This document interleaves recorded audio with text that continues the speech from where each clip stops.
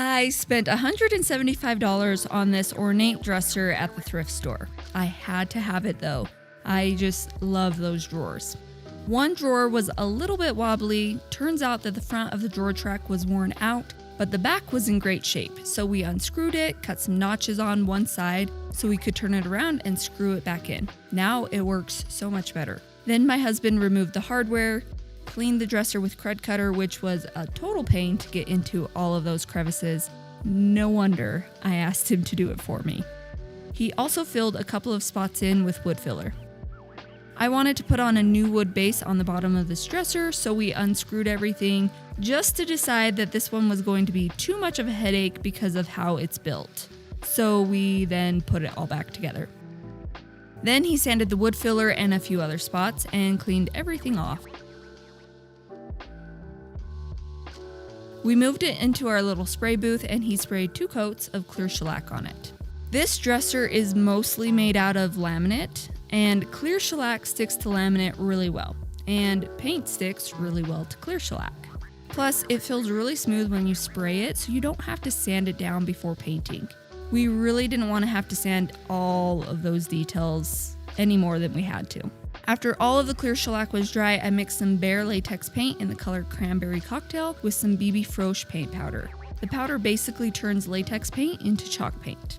Then I sprayed it, and I sprayed way too much, trying to get into all of those details. So I stopped spraying and brushed out the excess paint before it could dry so I wouldn't have to sand it all out. Then I let the paint dry and I sprayed a much lighter coat on everything.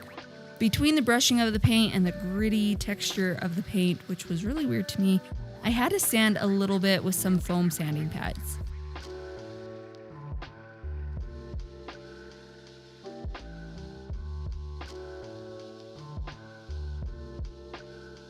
And then I sprayed another 2 light coats of paint.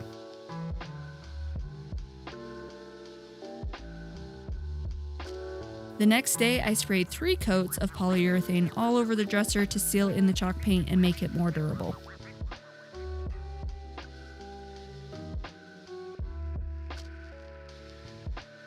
While that was drying, I worked on the hardware. I cleaned them up, but I got sick of cleaning them and I didn't want to spend any more time doing it, so I lightly sprayed them with some gold spray paint instead.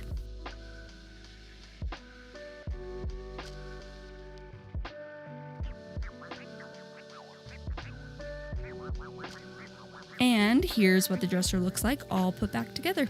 This is such a bold color for me, and I am completely out of my comfort zone, but I'm digging the bold look. Would you use this bold of a color in your home? Let me know in the comments. Are you confused and not sure where to start with your furniture makeover?